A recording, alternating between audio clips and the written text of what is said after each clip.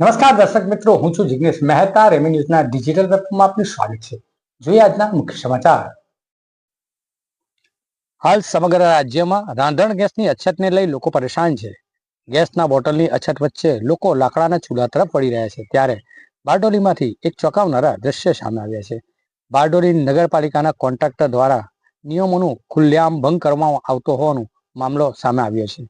અસ્તાન road પર આવેલ overbridge પાસે રસ્તા પર પટા મારવાની કામગીરી દરમિયાન કોમર્શિયલ ગેસના બોટલની જગ્યાએ ઘરેલું રાંધણ ગેસનો બોટલનો ઉપયોગ કરવામાં આવી રહ્યો છે.